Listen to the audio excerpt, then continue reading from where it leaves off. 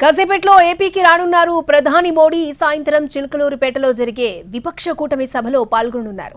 TDP, BJP, Janasena పొత్తు ఖరారయ్యాక మూడు పార్టీలు తొలిసారిగా ఒకే వేదిక మీదకు రాబోతున్నాయి. ప్రధాని నరేంద్ర మోడీ, టీడీపీ అధినేత చంద్రబాబు, జనసేనాని పవన్ కళ్యాణ్ ఒకే వేదికపై ఎన్నికల ప్రచారాన్ని ప్రారంభించున్నారు. ప్రజాగళం పేరుతో నిర్వహిస్తున్న ఈ సభకు మూడు పార్టీలు ప్రతిష్టాత్మకంగా తీసుకున్నాయి. ఈ సభ నిర్వహణ కోసం ప్రత్యేకంగా 13 కమిటీలను నియమించారు. ప్రతి కమిటీలోనూ టీడీపీ, జనసేన, బీజేపీకి చెందిన నేతలు సభ్యులుగా ఉంటారు. మూడు పార్టీలు కలిసి సభను నిర్వహిస్తూ ఉండడంతో మూడు పార్టీల నేతలు భారీగా హాజరు కానున్నారు. దాదాపు 14 లక్షల నుంచి 16 లక్షల మంది సభకు హాజరవుతారని అంచనా. ఇందుకోసం 100 ఎకరాల విస్తీర్ణంలో సభా ప్రాంగణాన్ని నిర్వహిస్తున్నారు. దూర ప్రాంతాల నుంచి సభకు హాజరయ్యే ముఖ్య నేతలకు, కార్యకర్తలకు, ముఖ్యంగా మహిళలకు ప్రత్యేక ఏర్పాట్లు చేశారు. 10 ఏళ్ల తర్వాత ప్రధాని మోడీ, చంద్రబాబు, పవన్ కళ్యాణ్ ఒకే వేదికపైకి రానుండడంతో మూడు పార్టీల కార్యకర్తలు, అభిమానుల్లో ఉత్సాహం నెలకొంది.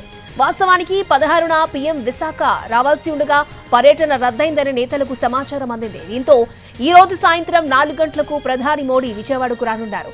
గన్నవరం ఎయిర్పోర్ట్ నుంచి హెలికాప్టర్ ద్వారా బొప్పూడి చేరుకుంటారు. సాయంత్రం 5 గంటల నుంచి 6 గంటల వరకు సభలో పాల్గొని తిరిగి హైదరాబాద్ కి చేరుకోనున్నారు.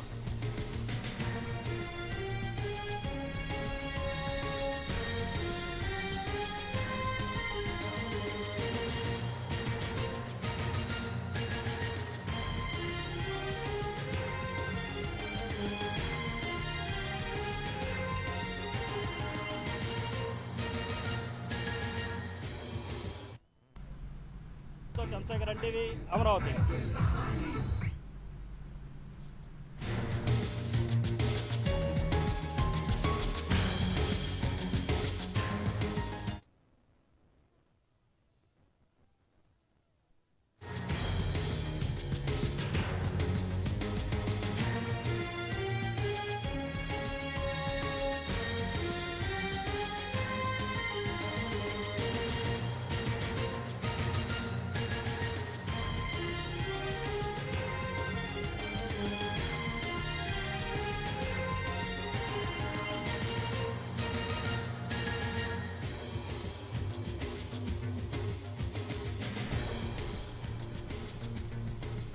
కాసేపట్లో ఏపీకి రానున్నారు ప్రధాని మోడీ. ఏపీ పర్యటనకు వెళ్తున్నట్లుగా ప్రధాని మోడీ ట్వీట్ చేశారు. ఈ సాయంత్రం చిలకలూరుపేటలో జరిగే విపక్ష కూటమి సభలో పాల్గొనున్నారు ప్రధాని.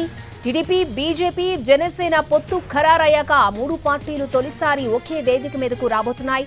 ప్రధాని నరేంద్ర మోడీ, టీడీపీ అధినేత చంద్రబాబు, జనసేనాని పవన్ కళ్యాణ్ ఒకే వేదికపైకి ఎన్నికల ప్రచారాన్ని ప్రారంభించున్నారు. ప్రజాగళం పేరుతో నిర్వహిస్తున్న ఈ సభను మూడు పార్టీలు ప్రతిష్టాత్మకంగా తీసుకున్నాయి. ఇప్పటికే సభా ప్రాంగణానికి చేరుకున్నారు పవన్ కళ్యాణ్. సాయంత్రం 5 గంటల నుంచి 6 గంటల మధ్య ప్రధాని మోడీ ప్రసంగించే అవకాశం ఉంది. ఆయన 4 గంటల 10 నిమిషాలకి చేరుకుంటారు. 4 గంటల 55 నిమిషాలకి వేదిక వద్దకు చేరుకుంటారు. సుమారు గంట పాటు ఆయన సభా ప్రాంగణం దగ్గర ఉండనున్నారు. ఆ తర్వాత హైదరాబాద్కి చేరుకుంటారు. ఈ సభ నిర్వహణ కోసం ప్రత్యేకంగా 13 కమిటీలను నియమించారు. ప్రతి కమిటీలోనూ టీడీపీ, జనసేన, బీజేపీకి చెందిన నేతలు సభ్యులుగా ఉంటారు. మూడు పార్టీలు కలిసి సభను నిర్వహిస్తూ ఉండడంతో మూడు పార్టీల నేతలు భారీగా హాజరు కానున్నారు. దాదాపు 14 లక్షల నుంచి 16 లక్షల మంది సభకు హాజరవుతారని అంచనా.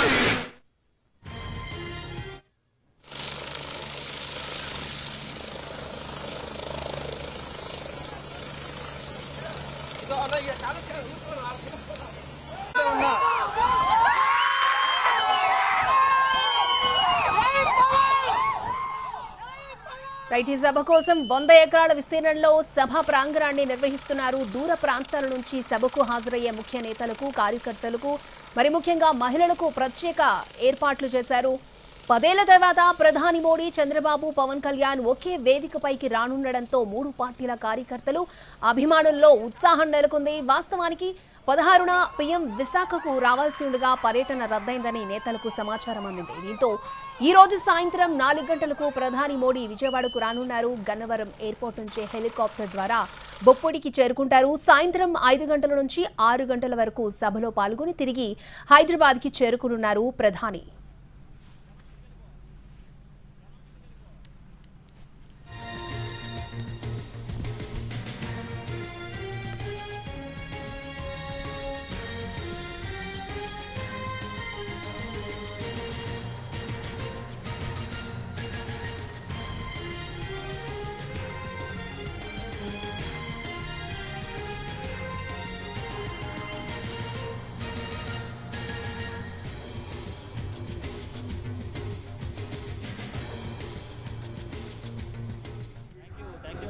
కాసేపట్లో ఎన్డీఏ సమావేశం ప్రారంభం కాబోతోంది. చిలకలూరుపేటలో ఎన్డీఏ కూటమి పార్టీలు టీడీపీ, బీజేపీ, జనసేన ఈ 3 పార్టీలు కూడా షెడ్యూల్ విడుదల తర్వాత అత్యంత ప్రతిష్టాత్మకంగా తీసుకున్న ఈ పార్టీలు ఈ బహిరంగ సభను ప్రజాగళం పేరుతో బహిరంగ సభను ఏర్పాటు చేశారు. సో ప్రస్తుతం మనం చూస్తున్నాం ఈ ప్రాంగణానికి పూర్తి స్థాయిలో అన్ని రకాల ఏర్పాట్లు చేసిన పరిస్థితి. కాసేపట్లో ఇప్పటికే పవన్ కళ్యాణ్ చేరుకున్నారు.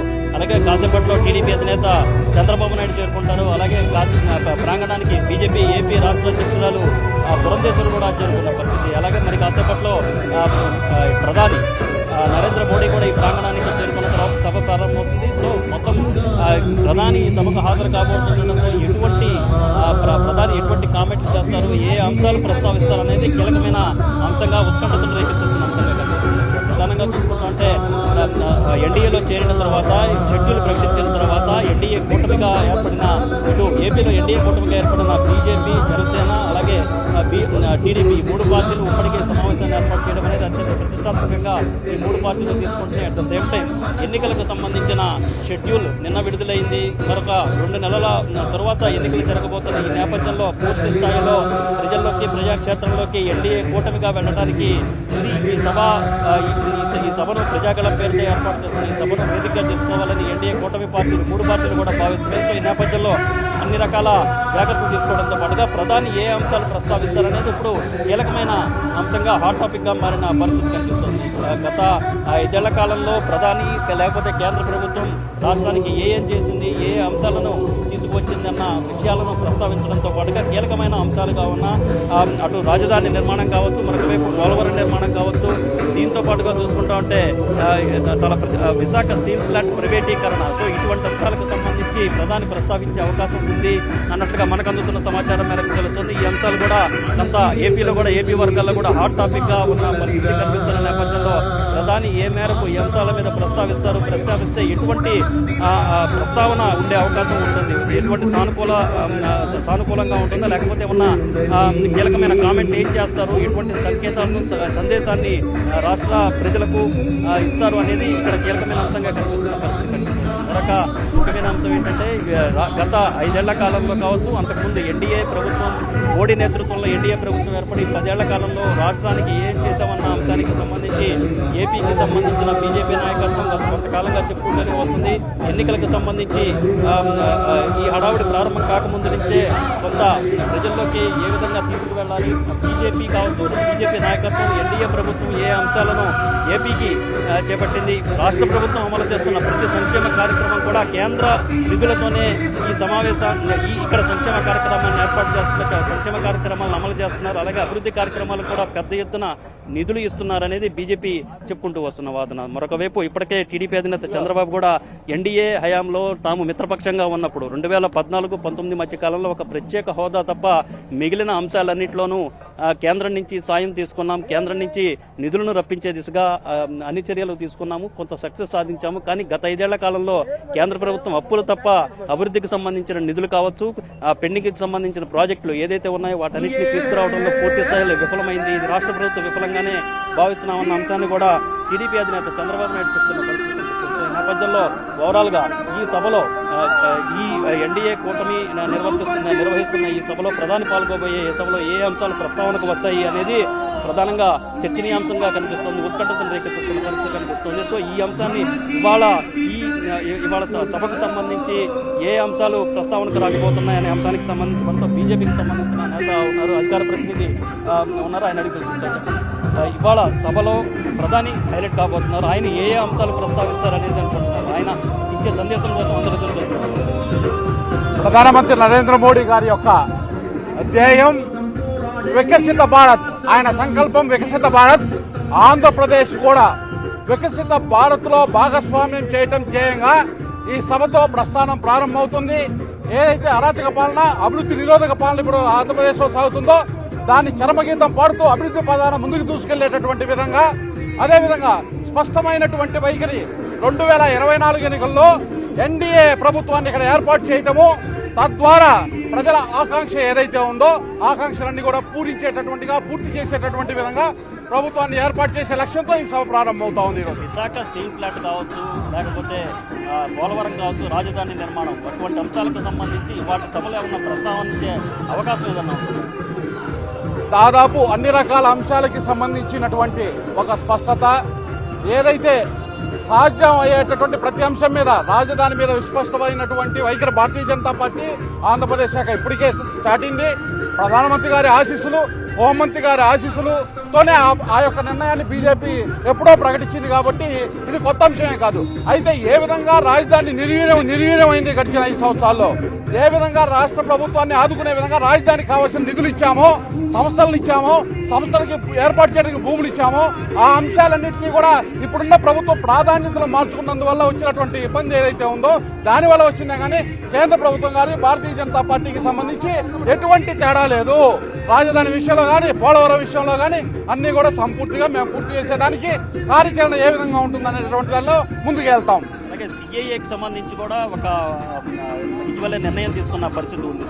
సిఏఏని అమలు చేయాలని సిఏఏ. సో ఈ నేపథ్యంలో దీని మీద రాష్ట్ర ప్రభుత్వం సిఏఏ అమలు విషయంలో కొంత ఆచితూచి వ్యవహరించాలి, అమలు చేయడం కరెక్ట్ కాదన్న అభిప్రాయంతో కూడా ఉన్న పరిస్థితుల్లో సో ఈ సభలో దానికి సంబంధించిన ప్రస్తావన ఉండే అవకాశం ఉంటుంది. ఏపీలో దానికి సంబంధించిన ఎఫెక్ట్ పెద్దగా ఉండదు, కానీ రాష్ట్ర ప్రభుత్వం మాత్రం అమలు విషయంలో కొంత వెనకడుగు వేస్తున్న పరిస్థితి. మీడియా ముఖంగా ప్రతి ఒక్కరిని కూడా నేను కూడా ప్రశ్నిస్తున్నాను, సిఏఏ చట్టానికి జగన్మోహన్ రెడ్డి గారు మద్దతు తెలిపారా లేదా, అనుకూలంగా ఓటేశారా లేదా ఆయన అడగండి. ఆ రోజుకి ఈ రోజుకి వచ్చిన మార్పు ఏంటో చెప్పమనండి ఆయన్ని. కాబట్టి ఇవాళ ఏదో ఒకరోజు ఒక నిర్ణయం తీసుకొని ఇవాళ ఏదో మత ప్రాతిపదికన చిచ్చు పెడదామనే రకంగా ఆలోచించే విధంగా ఆయన మాట్లాడితే అది మంచి పద్ధతి కాదు, అది కరెక్ట్ కాదు. సో ఈ రకమైన అంశాలన్నింటినీ కూడా పూర్తి స్థాయిలో ప్రధాని ప్రస్తావించే అవకాశం ఉంది. రాష్ట్రానికి సంబంధించిన వ్యవహారాలు ఏదైతే ఉన్నాయో, రాష్ట్ర అభివృద్ధికి తోడ్పడే అంశాలు ఏదైతే ఉన్నాయో ఇప్పటికే తాము చెబుతున్నాము, చేపట్టాము.